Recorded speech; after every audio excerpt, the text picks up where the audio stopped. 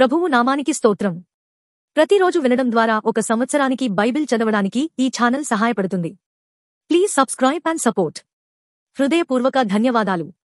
నేటి వేద భాగం రాజుల మొదటి గ్రంథము 17వ అధ్యాయము. అంతటా గిలాదు కాపురస్తుల సంబంధియును తిష్బీయుడునైన ఏలియా అహాబు నద్దకు వచ్చి, ఎవని సన్నిధిని నేను నిలబడియున్నానో ఇశ్రాయేలు దేవుడైన ఆ యెహోవా జీవము తోడు నా మాట ప్రకారము గాక, ఈ సంవత్సరములలో మంచైనను వర్షమైనను పడదని ప్రకటించెను. పిమ్మట యెహోవా వాక్కు అతనికి ప్రత్యక్షమై, నీవు ఇచ్చటి నుండి తూర్పు వైపునకు పోయి యొర్దానునకు ఎదురుగా కెరీతు వాగు దగ్గర దాగియుండుము. ఆ వాగు నీరు నీవు త్రాగుదువు. అచ్చటికి నీకు ఆహారము తెచ్చినట్లు నేను కాకోలములకు ఆజ్ఞాపించితినని అతనికి తెలియజేయగా, అతడు పోయి యెహోవా సెలవు చొప్పున యొర్దానునకు ఎదురుగానున్న కెరీతు వాగు దగ్గర నివాసము చేసెను. అక్కడ కాకోలములు ఉదయమందు రొట్టెను మాంసమును, అస్తమయమందు రొట్టెను మాంసమును అతని యొద్దకు తీసుకుని వచ్చుచుండెను. అతడు వాగునీరు త్రాగుచూ వచ్చెను. కొంతకాలమైన తరువాత దేశములో వర్షము లేక ఆ నీరు ఎండిపోయెను. అంతటా యెహోవా వాక్కు అతనికి ప్రత్యక్షమై ఈలాగు సెలవిచ్చెను, నీవు సీదోను పట్టణ సంబంధమైన సారెపతు అను ఊరికి పోయి అచ్చట ఉండుము. నిన్ను పోషించుటకు అచ్చటనున్న ఒక విధవరాలికి నేను సెలవిచ్చితిని. అందుకతడు లేచి సారెపతునకు పోయి పట్టణపు గవిని యొద్దకు రాగా, ఒక విధవరాలు అచ్చట కట్టెలు ఏరుచుండుట చూచి ఆమెను పిలిచి, త్రాగుటకై పాత్రతో కొంచెము నీళ్లు నాకు తీసుకొని రమ్మని వేడుకొనెను. ఆమె నీళ్లు తేబోవుచుండగా అతడామెను మరలా పిలిచి, నాకొక రొట్టె ముక్కను నీ చేతిలో తీసుకొని రమ్మని చెప్పెను.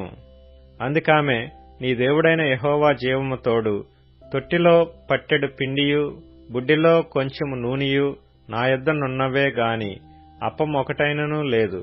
మేము చావక ముందు నేను ఇంటికి పోయి వాటిని నాకును నా బిడ్డకును సిద్ధము చేసుకొనవలెనని కొన్ని పుల్లలు ఏరుటకై వచ్చితినెను. అప్పుడు ఏలియా ఆమెతో ఇట్లనెను, భయపడవద్దు, పోయి నీవు చెప్పినట్లు చేయము. అయితే అందులో నాకొక చిన్న అప్పము మొదట చేసి నా యొద్దకు తీసుకొని రమ్ము. తరువాత నీకును నీ బిడ్డకును అప్పములు చేసుకొనుము. భూమి మీద యెహోవా వర్షము కురిపించు వరకు ఆ తొట్టిలో ఉన్న పిండి తక్కువ కాదు, బుడ్డిలో నూనె అయిపోదని ఇశ్రాయేలీల దేవుడైన యెహోవా సెలవిచ్చియున్నాడు అనెను. అంతటా ఆమె వెళ్లి ఏలియా చెప్పిన మాట చొప్పున చేయగా, అతడును ఆమెయు ఆమె ఇంటివారును అనేక దినములు భోజనము చేయుచూ వచ్చిరి. యెహోవా ఏలియా ద్వారా సెలవిచ్చిన ప్రకారము తొట్టిలో ఉన్న పిండి తక్కువ కాలేదు, బుడ్డిలో ఉన్న నూనె అయిపోలేదు. అటు తర్వాత ఆ ఇంటి యజమానురాలైన ఆమె కుమారుడు రోగి అయి ప్రాణము నిలవజాలనంత వ్యాధి గలవాడాయెను. ఆమె ఏలియాతో, దైవజనుడా, నా యొద్దకు నీవు రా నిమిత్తమేమి? నా పాపమును నాకు జ్ఞాపకం చేసి నా కుమారుని చంపుటకై నా యొద్దకు వచ్చితివా అని మనవి చేయగా, అతడు, నీ బిడ్డను నా చేతికిమ్మని చెప్పి ఆమె కవిగిటిలో నుండి వానిని తీసుకుని తానున్న పై అంతస్తు గదిలోనికి పోయి తన మంచము మీద వాని పరుండబెట్టి, యెహోవా నా దేవా, నన్ను చేర్చుకొనిన ఈ విధవరాలి కుమారుని చంపునంతగా ఆమె మీదికి కీడు రాజేసితివా అని యెహోవాకు మొరపెట్టి, ఆ చిన్నవాని మీద ముమ్మారు తాను పారచాచుకొని, యెహోవా నా దేవా, నా మొర్ర ఆలకించి ఈ చిన్నవానికి ప్రాణము మరలా రానిమ్మని యెహోవాకు ప్రార్థింపగా, ఏలియా చేసిన ప్రార్థన ఆలకించి ఆ చిన్నవానికి ప్రాణము మరలా రానిచ్చినప్పుడు వాడు బ్రతికెను. ఏలియా ఆ చిన్నవాని తీసుకొని గదిలో నుండి దిగి ఇంట ప్రవేశించి వాని తల్లికి అప్పగించి, ఇదిగో నీ కుమారుడు, వాడు బ్రతుకుచున్నాడని చెప్పగా, ఆ స్త్రీ ఏలియాతో, నీవు దైవజనుడివై ఉన్నావనియు నీవు పలుకుచున్న యెహోవా మాట నిజమనియు ఇందుచేత నేనెరుగుదుననెను. రాజుల మొదటి గ్రంథము 18వ అధ్యాయము. అనేక దినములైన తరువాత 3వ సంవత్సరమందు యెహోవా వాక్కు ఏలియాకు ప్రత్యక్షమై, నేను భూమి మీద వర్షము కురిపింపబోచున్నాను, నీవు వెళ్లి అహాబును దర్శించుమని సెలవీయగా అహాబును దర్శించుటకై ఏలియా వెళ్లిపోయెను. షోమ్రోనులో ఘోరమైన క్షామము కలిగియుండగా అహాబు తన గృహ నిర్వాహకుడగు ఓబద్యాను పిలిపించెను. ఈ ఓబద్య యెహోవాయందు బహు భయభక్తులు గలవాడై యెజెబెలు యెహోవా ప్రవక్తలను నిర్మూలము చేయుచుండగా గుహలో 50 మందిగా 100 దాచి అన్నపానములిచ్చి వారిని పోషించెను.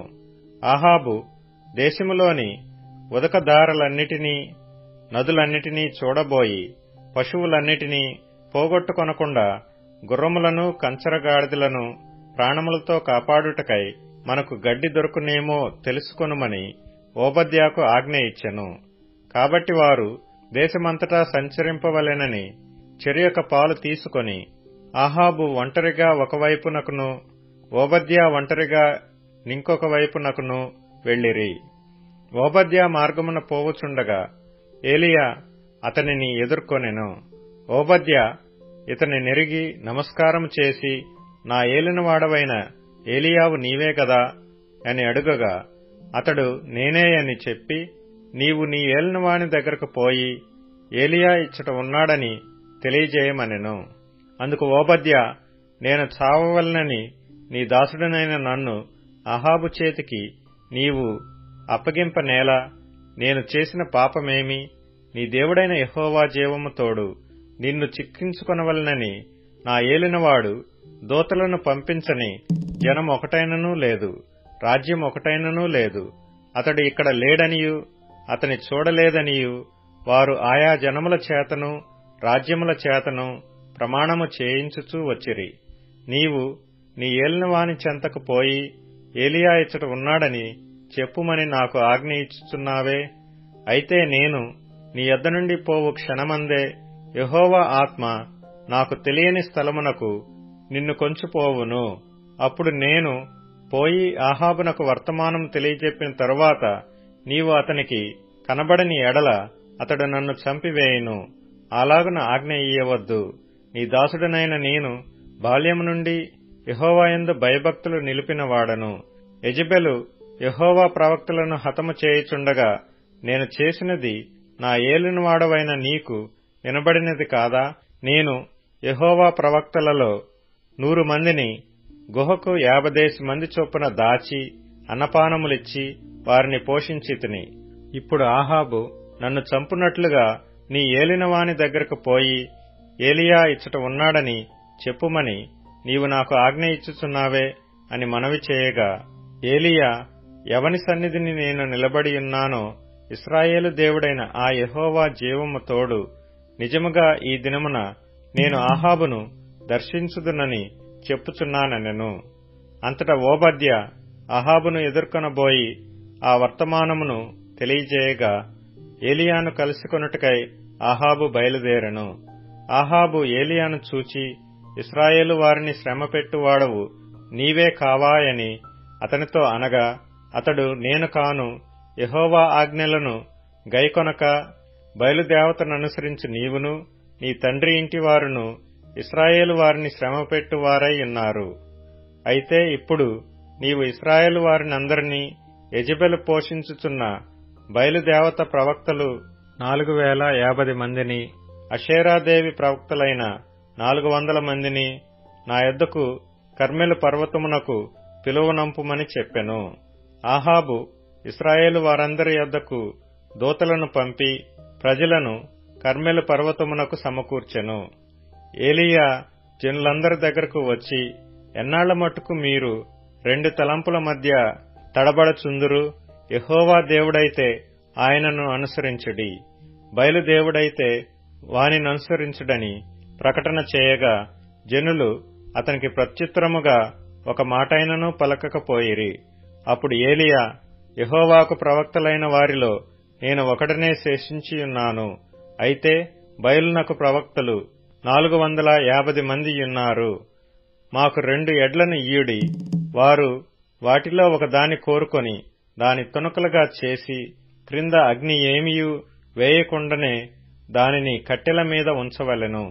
రెండవ ఎద్దును నేను సిద్ధము చేసి క్రింద అగ్ని ఏమియూ వేయకుండానే దానిని కట్టెల మీద ఉంచుదును. తరువాత మీరు మీ దేవత పేరును బట్టి ప్రార్థన చేయుడి. నేనైతే యెహోవా నామమును బట్టి ప్రార్థన చేయుదును. ఏ దేవుడు కట్టెలను తగలబెట్టుట చేత ప్రత్యుత్తరమిచ్చునో ఆయనే దేవుడని నిశ్చయించుదము రండని ఏలీయా మరలా జనులతో చెప్పగా జనులందరూ ఆ మాట మంచిదని ప్రత్యుత్తరమిచ్చిరి. అప్పుడు ఏలీయా బయలు ప్రవక్తలను పిలిచి, మీరు అనేకులై ఉన్నారు గనుక మీరే మొదట ఒక ఎద్దును కోరుకొని సిద్ధము చేసి మీ దేవత పేరును బట్టి ప్రార్థన చేయుడి.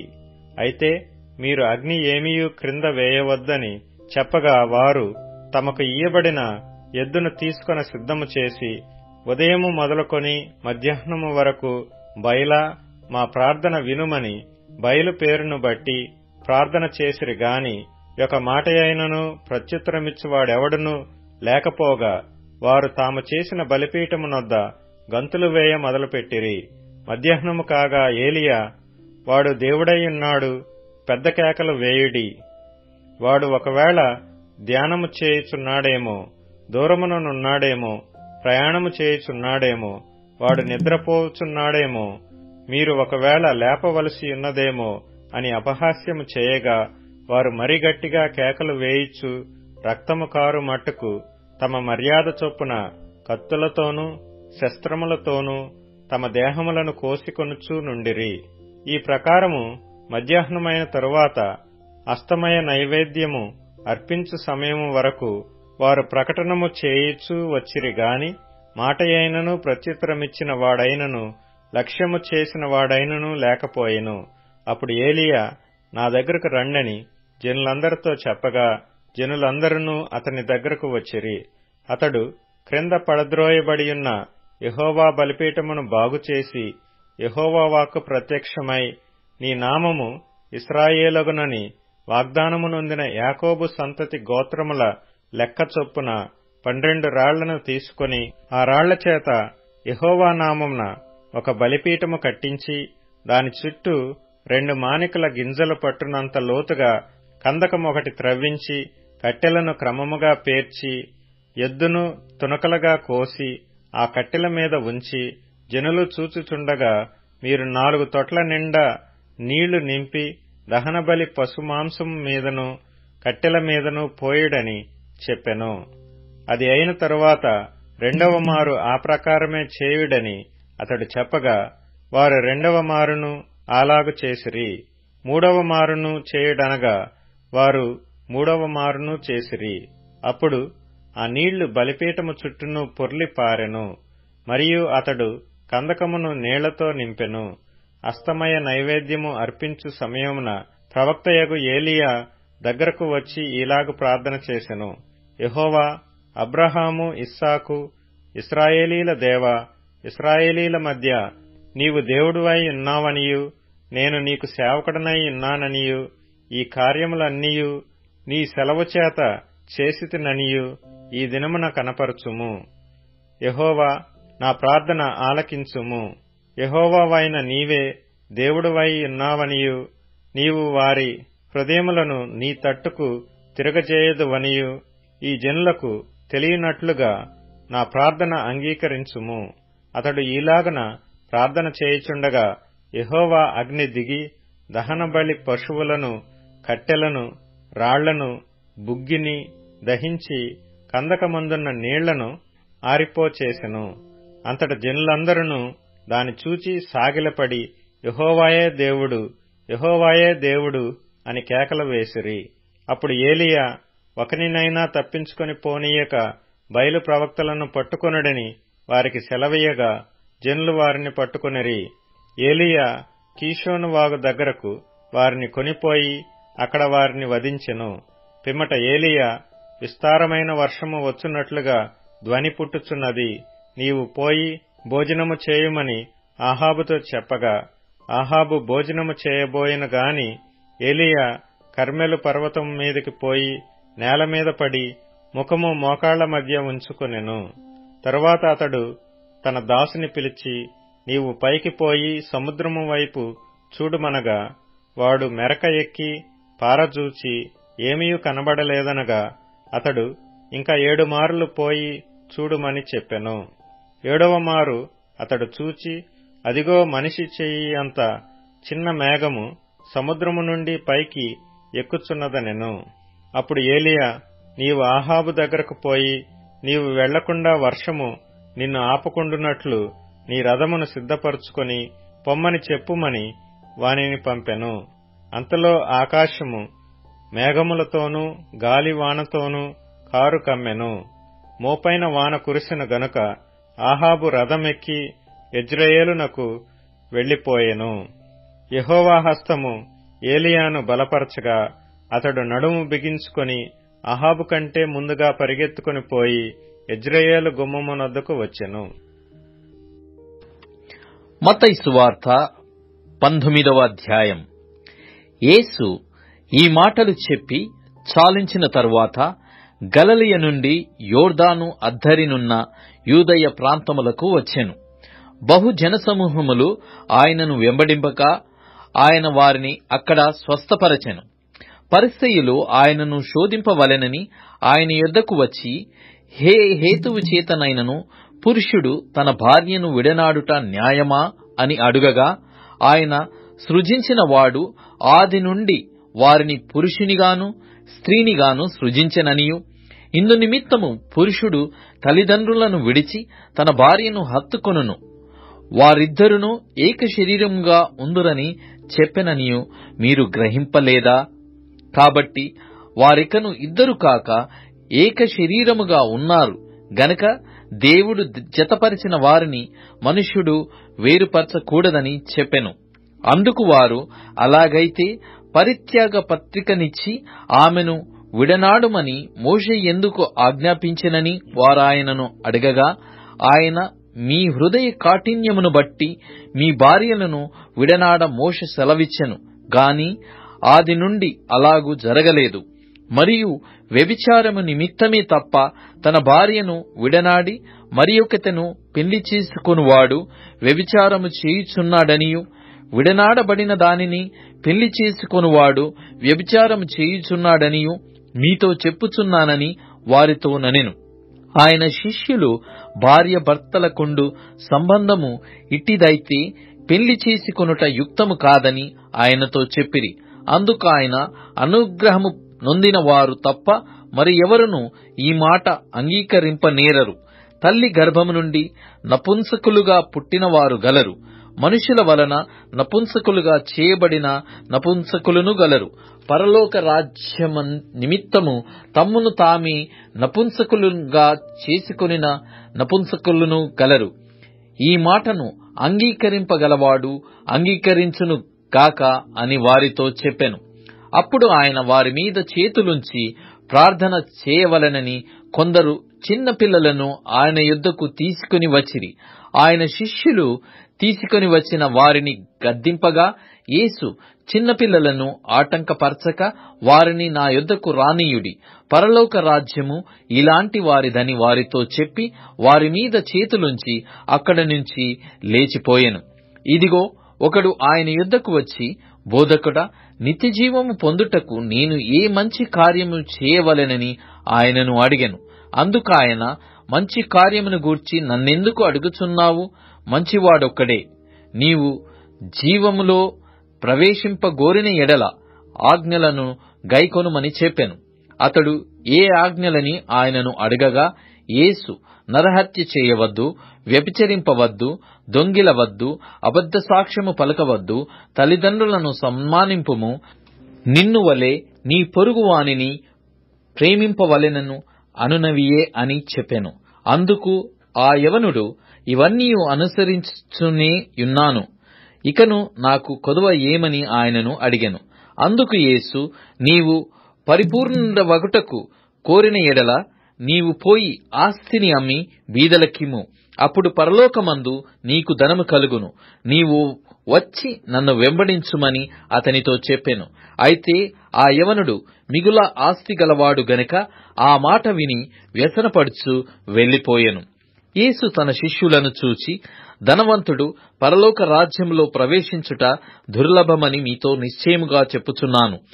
ఇదిగాక ధనవంతుడు పరలోక రాజ్యములో ప్రవేశించుట కంటే సూది బెజ్జములో ఒంటె దూరుట సులభమని మీతో చెప్పుచున్నానెను. శిష్యులు ఈ మాట విని మిక్కిలి ఆశ్చర్యపడి, అలాగైతే ఎవడు రక్షణ పొందగలడని అడుగగా, యేసు వారిని చూచి, ఇది మనుషులకు అసాధ్యమే గాని దేవునికి సమస్తమును సాధ్యమని చెప్పెను. పేతురు, ఇదిగో మేము సమస్తమును విడిచిపెట్టి నిన్ను వెంబడించితిమి గనుక మాకేమి దొరుకునని ఆయనను అడగగా, యేసు వారితో ఇట్లనెను, ప్రపంచ పునర్జననమందు మనుష్య కుమారుడు తన మహిమగల సింహాసనము మీద ఆసీనుడయ్యుండునప్పుడు నన్ను వెంబడించిన మీరును 12 సింహాసనముల మీద ఆసీనులై ఇశ్రాయేలు 12 గోత్రముల వారికి తీర్పు తీర్చుదురు. నా నామము నిమిత్తము అన్నదమ్ములనైనను అక్క చెల్లెండ్రనైనను తండ్రినైనను తల్లినైనను పిల్లలనైనను భూములనైనను ఇండ్లనైనను విడిచిపెట్టిన ప్రతివాడును 100 రెట్లు పొందును. ఇదిగాక నిత్య జీవమును స్వతంత్రించుకొనును. మొదటివారు అనేకులు కడపటివారగుదురు, కడపటివారు మొదటివారగుదురు. మత్తయి సువార్త 20వ అధ్యాయము. ఏలయనగా పరలోక రాజ్యము ఒక ఇంటి యజమానుని పోలియున్నది. అతడు తన ద్రాక్ష తోటలో పని వారిని కూలికి పెట్టుకొనుటకు ప్రొద్దున బయలుదేరి దినమునకు 1 దేనారము చొప్పున పనివారితో ఒడబడి తన ద్రాక్ష తోటలోనికి వారిని పంపెను. తరువాత అతడు దాదాపు 9 గంటలకు వెళ్లి సంత వీధిలో ఊరక నిలిచియున్న మరికొందరిని చూచి, మీరును నా ద్రాక్ష తోటలోనికి వెళ్ళుడి, ఏమి న్యాయమో అది మీకిత్తునని వారితో చెప్పగా వారును వెళ్ళిరి. దాదాపు 12 గంటలకును 3 గంటలకును అతడు మరల వెళ్లి అలాగే చేసెను. తిరిగి దాదాపు 5 గంటలకు వెళ్లి మరికొందరు నిలిచియుండగా చూచి, ఇక్కడ దినమంతయు మీరెందుకు ఊరకనే నిలిచియున్నారని వారిని అడగగా, వారు ఎవడునూ మమ్మను కూలికి పెట్టుకొనలేరనిది. అందుకతడు, మీరును నా ద్రాక్ష తోటలోనికి వెళ్ళుడనెను. సాయంకాలమైనప్పుడు ఆ ద్రాక్ష తోట యజమానుడు తన గృహ నిర్వాహకుని చూచి పనివారిని పిలిచి, చివర వచ్చినవారు మొదలుకొని మొదట వచ్చిన వారి వరకు వారికి కూలి ఇమ్మని చెప్పెను. దాదాపు 5 గంటలకు కూలికి కుదిరిన వారు వచ్చి ఒక్కొక్క దేనారము చొప్పున తీసుకొనిరి. మొదట వారు వచ్చి తమకు ఎక్కువ దొరకుననుకొనిరి గాని వారికిని ఒక్కొక్క దేనారము చొప్పుననే దొరకెను. వారది తీసుకొని, చివర వచ్చిన వీరు 1 గంట మాత్రమే పనిచేసినను పగలంతయు కష్టపడి ఎండ బాధ సహించిన మాతో వారిని సమానము చేసితివే అని ఆ ఇంటి యజమానుని మీద సనుగుకొనిరి. అందుకతడు వారిలో ఒకని చూచి, స్నేహితుడా, నేను నీకు అన్యాయము చేయలేదే? నీవు నా యొద్ద 1 దేనారమునకు ఒడబడలేదా? నీ సొమ్ము నీవు తీసుకొని పొమ్ము. నీకిచ్చినట్టే కడపట వచ్చిన వీరికిచ్చుటకును నాకిష్టమైనది. నాకిష్టము వచ్చినట్టు నా సొంత సొమ్ముతో చేయుట న్యాయము కాదా? నేను మంచివాడనయ్యున్నందున నీకు కడుపు మంటగా ఉన్నదా అని చెప్పెను. ఈ ప్రకారమే కడపటివారు మొదటివారగుదురు, మొదటివారు కడపటివారగుదురు. యేసు యెరూషలేమునకు వెళ్లనయ్యున్నప్పుడు ఆయన 12 మంది శిష్యులను ఏకాంతముగా తీసుకుని పోయి మార్గమందు వారితో ఇట్లనెను, ఇదిగో యెరూషలేమునకు వెళ్ళుచున్నాము. అక్కడ మనుష్య కుమారుడు ప్రధాన యాజకులకును శాస్త్రులకును అప్పగింపబడును. వారాయనకు మరణశిక్ష విధించి ఆయనను అపహసించుటకును కొరడాలతో కొట్టుటకును సిలువ వేయుటకును అన్యజనులకు ఆయనను అప్పగింతురు. 3వ దినమున ఆయన మరలా లేచును. అప్పుడు జెబెదయి కుమారుల తల్లి తన కుమారులతో ఆయన యొద్దకు వచ్చి నమస్కారము చేసి ఒక మనవి చేయబోగా, నీవేమి కోరుచున్నావని ఆయన అడిగెను. అందుకామె, నీ రాజ్యమందు ఈ నా 2 కుమారులలో ఒకడు నీ కుడివైపునను ఒకడు నీ ఎడమ వైపునను కూర్చుండ సెలవిమ్మని ఆయనతో అనెను. అందుకు యేసు, మీరేమి అడుగుచున్నారో అది మీకు తెలియదు. నేను త్రాగబోవు గిన్నెలోనిది మీరు త్రాగగలరా అని అడుగగా వారు త్రాగగలమనిరి. ఆయన, మీరు నా గిన్నెలోనిది త్రాగుదురు కాని నా కుడి వైపునను నా ఎడమ వైపునను కూర్చుండనిచ్చుట నా వశమున లేదు. నా తండ్రి చేత ఎవరికి సిద్ధపరచబడెనో వారికే అది దొరుకునని చెప్పెను. తక్కిన 10 మంది శిష్యులు ఈ మాట విని ఆ 2 సహోదరుల మీద కోపపడిరి గనక యేసు తన యొద్దకు వారిని పిలిచి, అన్యజనులలో అధికారులు వారి మీద ప్రభుత్వము చేయుదురనియు వారిలో గొప్పవారు వారి మీద అధికారము చేయుదురనియు మీకు తెలియను. మీలో అలాగుండకూడదు. మీలో ఎవడు గొప్పవాడై ఉండగోరునో వాడు మీ పరిచారకుడై ఉండవలెను. మీలో ఎవడు ముఖ్యుడై ఉండగోరునో వాడు మీ దాసుడై ఉండవలెను. అలాగే మనుష్య కుమారుడు పరిచారము చేయించుకొనుటకు రాలేదు గాని పరిచారము చేయుటకును అనేకులకు ప్రతిగా విమోచన క్రయధనముగా తన ప్రాణమునిచ్చుటకును వచ్చెనని చెప్పెను. వారు యెరికో నుండి వెళ్ళుచుండగా బహుజన సమూహము ఆయన వెంట వెళ్ళెను. ఇదిగో, త్రోవ పక్కను కూర్చున్న 2 గ్రుడ్డివారు యేసు ఆ మార్గమున వెళ్ళుచున్నాడని విని, ప్రభువా, దావీదు కుమారుడా, మమ్ము కరుణింపుమని కేకలు వేసిరి. ఊరకుండుడని జనులు వారిని గద్దించిరి గాని వారు, ప్రభువా, దావీదు కుమారుడా, మమ్ము కరుణింపుమని మరి బిగ్గరగా కేకలు వేసిరి. యేసు నిలిచి వారిని పిలిచి, నేను మీకేమి చేయగోరుచున్నారని అడుగగా వారు, ప్రభువా, మా కన్నులు తెరవవలెననిరి. కాబట్టి యేసు కనికరపడి వారి కన్నులు ముట్టెను. వెంటనే వారు దృష్టి పొంది ఆయన వెంట వెళ్ళిరి. సామెతల గ్రంథం 4వ అధ్యాయము. కుమారులారా, తండ్రి ఉపదేశమును వినుడి, మీరు వివేకమునందునట్లు ఆలకించుడి. నేను మీకు సదుపదేశము చేసెదను, నా బోధను త్రోసివేయకుడి. నా తండ్రికి నేను కుమారుడుగా నుంటిని, నా తల్లి దృష్టికి నేను సుకుమారుడనైన ఏక కుమారుడనైయుంటిని.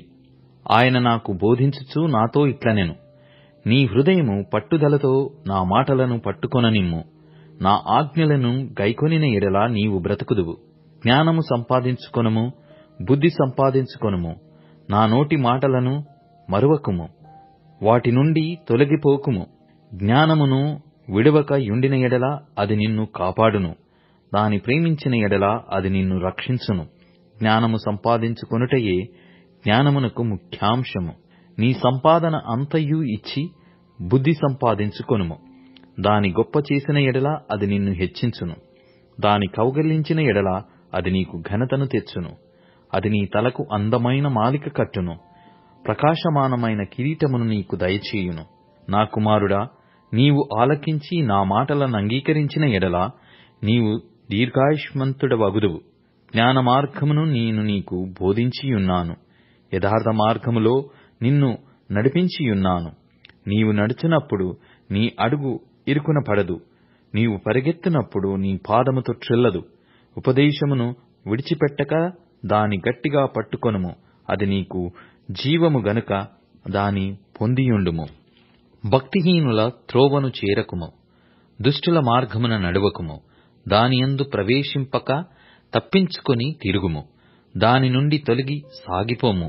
అట్టివారు కీడు చేయనిది నిద్రింపరు, ఎదుటివారిని పడద్రోయనిది వానికి నిద్రరాదు. కీడు చేత దొరికిన దానిని వారు భుజింతురు, బలత్కారము చేత దొరికిన ద్రాక్షారసమును త్రాగుదురు. పట్టపగలగు వరకు వేకువ వెలుగు తేజరిల్లునట్లు నీతిమంతుల మార్గము అంతకంతకు తేజరిల్లును. భక్తిహీనుల మార్గము గాఢాంధకారమయము, తాము దేనిమీద పడునది వారికి తెలియదు. నా కుమారుడా, నా మాటలను ఆలకింపుము, నా వాక్యములకు నీ చెవియొగ్గుము. నీ కనుల ఎదుట నుండి వాటిని తొలగిపోనీయకుము, నీ హృదయమందు వాటిని భద్రము చేసుకొనుము. దొరికిన వారికి అవి జీవమును, వారి సర్వ శరీరమునకు ఆరోగ్యమును ఇచ్చును. నీ హృదయములో నుండి జీవధారలు బయలుదేరును. కాబట్టి అన్నిటికంటే ముఖ్యముగా నీ హృదయమును భద్రముగా కాపాడుకొనుము. మూర్ఖపు మాటలు నోటికి రానీయకుము. పెదవుల నుండి కుటిలమైన మాటలు రానీయకుము. నీ కన్నులు ఇటు అటు చూడక సరిగాను, నీ కన్నురెప్పలు నీ ముందర సూటిగాను చూడవలెను. నీవు నడుచు మార్గమును సరాలము చేయుము, అప్పుడు నీ మార్గములన్నీయు స్థిరములగును. నీవు కుడి తట్టుకైనను ఎడమ తట్టుకైనను తిరగకుము. నీ పాదమును కీడునకు దూరముగా తొలగించుకొనుము. ఇప్పుడు tune in, Spotify, Amazon music మరియు యూట్యూబ్ మ్యూజిక్ లో కూడా అందుబాటులో ఉంది. Please follow us.